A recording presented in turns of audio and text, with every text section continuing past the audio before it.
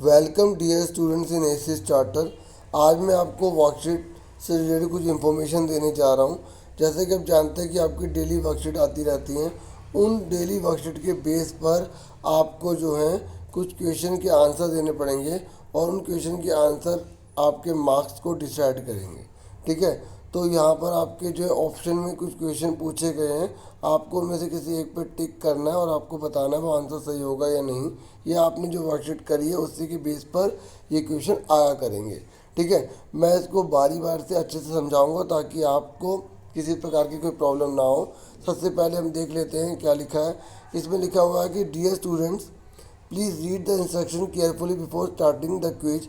ये जो क्विज आप देने जा रहे हैं इसमें आपको इस बात का विशेष ध्यान रखना है कि इंस्ट्रक्शन आपको सही से पढ़ने हैं, क्योंकि अगर आपने इंस्ट्रक्शन गलत से पढ़ लिए तो आपका गलत हो जाएगा। जैसे पहला इंस्ट्रक्शन दे रखा है कि आपको क्वेश्चन अच्छे से पढ़ना है, उसके बाद ही आपको आंसर देना है। कई बच्चे क्या करते हैं, जल्दबाजी में आंसर दे देते हैं, फिर बाद में उनका गलत हो जाता है। उसके बाद हमें बताया गया कि जितने भी सारे क्वेश्चन हैं उनमें 4 ऑप्शन होंगे और एक ऑप्शन बिल्कुल करेक्ट होगा। उसके बाद ये कह रहा है कि आप टेस्ट देने से पहले ये श्योर कर लें कि आपका इंटरनेट कनेक्शन बिल्कुल करेक्ट है, बिल्कुल ठीक है। फिर आपको एक ही बार अटैम्प्ट करना है, ये नहीं कि आप किसी मोबाइल से यूज़ करा फिर आपने दूसरे मोबाइल से टेस्ट देना शुरू कर दिया।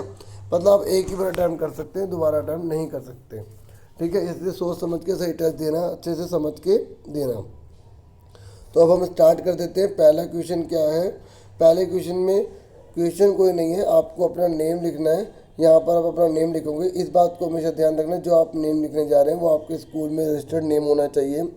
अगर नाम की स्पेलिंग गलत हो गई तो आप जो है कोई ना कोई चीज़ गलत कर दोगे, तो फिर आप वो ठीक नहीं कर पाओगे। ठीक है, उसके बाद हम आगे बढ़ जाते हैं। आगे आपको जो है स्कूल नेम लिखना है। एक्चुअली में आप स्कूल नेम यहाँ नहीं लिखोगे, यहाँ पर आप जब इस पर क्लिक करोगे तो बहुत सारे स्कूल खुल कर आ जाएंगे। जो आपका स्कूल होगा उसे सेलेक्ट कर लेना, ध्यान से सेलेक्ट करना, कहीं किसी और का स्कूल सेलेक्ट मत कर लेना। उसके बाद तीसरा क्वेश्चन अब आ जाइए। अब मैं आपको सारे क्वेश्चन अच्छे से समझाऊंगा ताकि आपको किसी प्रकार की कोई प्रॉब्लम ना आए और आप आंसर अच्छे से दे दें। पहला क्वेश्चन हमारे सामने है कि एक्सेलरेशन के बारे में बताना है कि कौन सा जो यहाँ डिस्क्रिप्शन दे रखा है वो गलत है।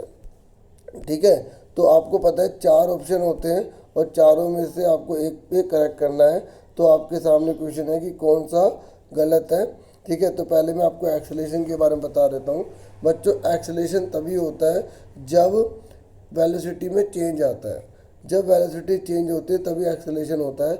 अगर वो एक्स एक्सिस के पैरेलल हो जाए, जब यहाँ पर हमें टाइम और या वेलोसिटी दी हो, यानी कि वेलोसिटी में कोई चेंज नहीं आ रहा, तो उसको हम बोलते हैं नो एक्सेलरेशन। समझ में आ रही है। और अगर वो एक्सेलरेशन जैसे ऐसे बढ़ रहा है, शुरुआत वाले को इनिशियल वेलोसिटी कहा जाता है, बाद वाले को फाइनल वेलोसिटी कहा जाता है, तो ये पहले ये बाद में है। जब ये बढ़ रहा है तो हम इसको क्या बोलेंगे, एक्सेलरेशन ही कहेंगे, क्योंकि ये बढ़ रहा है।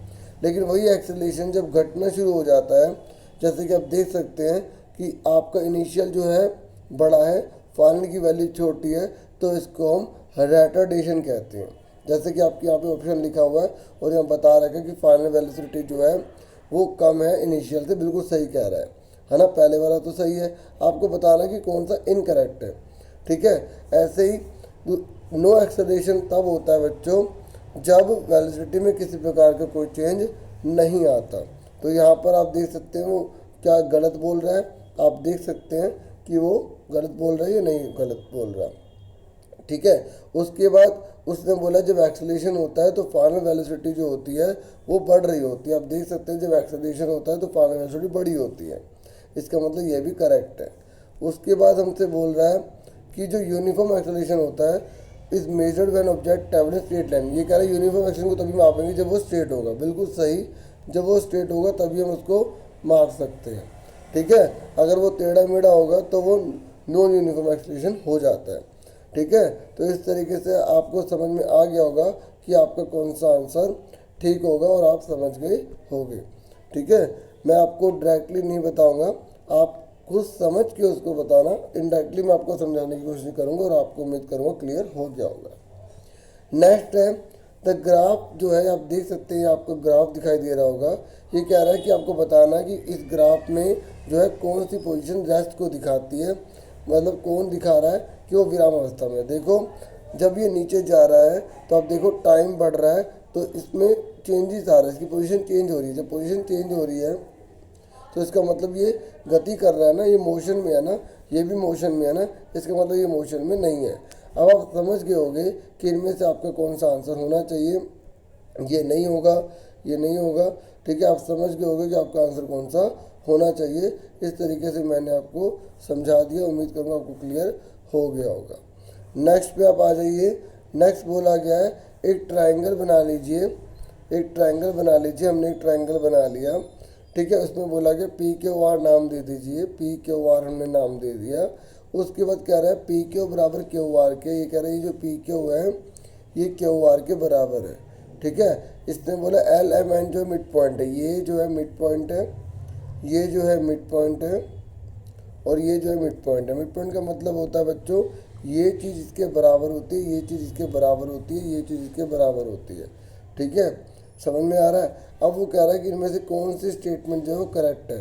अब ध्यान से देखो पी एन बराबर आर क्यू, क्या इतना सा हिस्सा पी एन इतने बड़े हिस्से के बराबर हो सकता है आर क्यू के, हो सकता है। अब आप समझ गए होंगे कि इसका मतलब ये ठीक है या नहीं। उसके बाद अगला है आर पी बराबर आर एम। आर पी ध्यान से देखिए, आर पी इतना बड़ा हिस्सा और आर एम का इतना छोटा सा हिस्सा क्या है बराबर हो सकता है, आपको करेक्ट बताना है। उसके बाद आपको देखा क्यू आर इतना बड़ा हिस्सा और एल एन ये छोटा सा हिस्सा बराबर हो सकता है। तो आप समझ गए होंगे कि आपका आंसर कौन सा होना चाहिए। तो इस तरीके से मैंने अभी आपको क्वेश्चन बता दिया है, ठीक है। आप उम्मीद करूँगा आपको क्लियर हो गया होगा। अब हम नेक्स्ट क्वेश्चन की तरफ बढ़ जाते हैं। उसके बाद नेक्स्ट क्वेश्चन में बोल रहा है कि एक बैग दे रखा है, उसमें 5 रेड बॉल है, 8 जो है वाइट बॉल है और 4 जो है वो ग्रीन बॉल है। तो इसमें बोला एक मार्बल को निकाला जाता है, तो प्रोबेबिलिटी बताइए कि जिस मार्बल को निकाला जा रहा है वो एक वाइट होगा। एक वाइट का मतलब ये नहीं कि ऊपर एक लिख देंगे, ऊपर वो चीज़ आएगी जिसकी बात कर रहे हैं। जैसे वाइट की बात कर रहे हैं तो वाइट कितने आप समझ गए होंगे, वाइट कितने 8। नीचे क्या आता है टोटल आता है, कई बच्चे 5, कई बच्चे 8, कई बच्चे 4 लिख देते हैं। नहीं, ऐसा नहीं करना, आपको टोटल लिखना है, मतलब टोटल इन सब का लिखना है। तो आप खुद बता सकते हैं कि 5, 8 और 4 कितने होते हैं। तो इस तरीके से आप समझ गए होंगे कि आपका आंसर कौन सा होना चाहिए। इस तरीके से मैं अब आपको अगला क्वेश्चन बताने जा रहा हूँ। नेक्स्ट जो क्वेश्चन है हमारा, नेक्स्ट क्वेश्चन में बोला गया है which one of the following is not a function of independent election commission. जो इंडिपेंडेंट इलेक्शन कमीशन है उसका कौन सा कार्य नहीं होता। तो मैं आपको बता देता हूँ कि आप देखो अगर बीजेपी की पार्टी है, कांग्रेस की पार्टी है, तो उसके अंदर वो अपने पर्सन खुद सेलेक्ट करते हैं ना। जैसे राजौरी गार्डन है, शास्त्री नगर है, शास्त्री पार्क है, गीता कॉलोनी है, गणेश नगर है, तो जितने भी सारे नगर हैं, तो आप मुझे ये बता दीजिए कि उनमें जो चुनाव आयोग कहता है कि वे इस पर्सन को खड़ा कर दो, इस पर्सन को मत खड़ा करो, इसको खड़ा कर दो, इसको खड़ा कर दो। हर पार्टी अपनी मर्जी से तो चुनती है ना, हर पार्टी अपनी मर्जी से तो चुनती है प्यारे बच्चों, है ना। तो इस तरीके से अब यहाँ पर लिखा हुआ है कि जो सिलेक्शन है किसी कैंडिडेट का वो इलेक्शन कमीशन करेगा, ऐसा तो नहीं होता, ठीक है। अभी इलेक्टोरल रोल वो तैयार करता है, ठीक है। और अगर कोई कैंडिडेट गलत पाया जाता है तो उसको डिस्क्वालीफाई कर देता है। जैसे अगर वो एज छुपा रहा है, अपनी इनकम छुपा रहा है, कई प्रकार के मैटर होते हैं। अगर चुनाव आयोग से गलत पाता है, भ्रष्टाचार कर रहा है, ठीक है, करप्शन कर रहा है, तो उसको चुनाव आयोग कैंसिल कर सकता है उसकी सीट को, ठीक है। तो ये भी इसके पास राइट है, ये भी इसके पास राइट है। और पॉलिटिकल पार्टी का रजिस्ट्रेशन तो करेगा। जैसे आम आदमी पार्टी जब झाड़ू को लेकर आई थी, झाड़ू उसने सिंबल चुना था, उसने बोला था कि मुझे एक पार्टी बनानी है, तो उस पार्टी को बनाने का राइट तो उस पर्सन के पास था, लेकिन उसको रजिस्टर्ड किसने करा था, रजिस्टर किसने करा था बच्चों, इलेक्शन कमीशन ने करा था ना। तो इस तरीके से इलेक्शन कमीशन ये इस काम को भी करता है। तो आप समझ गए होंगे कि कौन सा काम इलेक्शन कमीशन नहीं करता। इस तरीके से अब अगले क्वेश्चन में बढ़ जाते हैं। नेक्स्ट है you are giving this advice to your friend. अगर आप कभी भी अपने फ्रेंड को एडवाइस देते हैं तो कौन सा मोडाल्स यूज़ किया जाता है। तो आप जानते होंगे कि मोडाल्स जो होते हैं कई प्रकार के होते हैं। जैसे मस्ट जो है वहाँ लगाया जाता है जहाँ पर स्ट्रॉन्ग ऑब्लिगेशन होता है, जहाँ कर्तव्य की बात की जाती है, ठीक है, इच्छा की बात की जाती है, तो वहाँ ऑफर दिया जाता है ना, वहाँ पे भी मोडाल्स लगाया जाता है, ठीक है।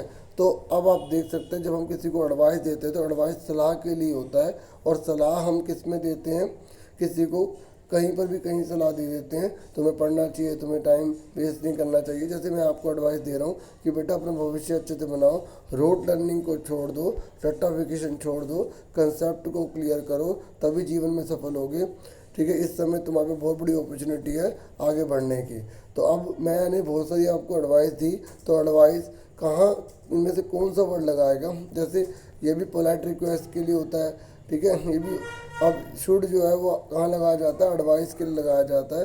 तो आप समझ गए होंगे कि आपका आंसर कौन सा होना चाहिए। नीड टू जो होता है वो ज़रूरत को बताता है कि तुम्हें टाइम वेस्ट करने की जरूरत नहीं है। ठीक है, इस तरीके से तो आप समझ गए होंगे कि आपका जो है कौन सा आंसर होना चाहिए। अब हम नेक्स्ट की तरफ बढ़ जाते हैं। नेक्स्ट क्वेश्चन हमारे सामने है। अब हमारा लास्ट क्वेश्चन है।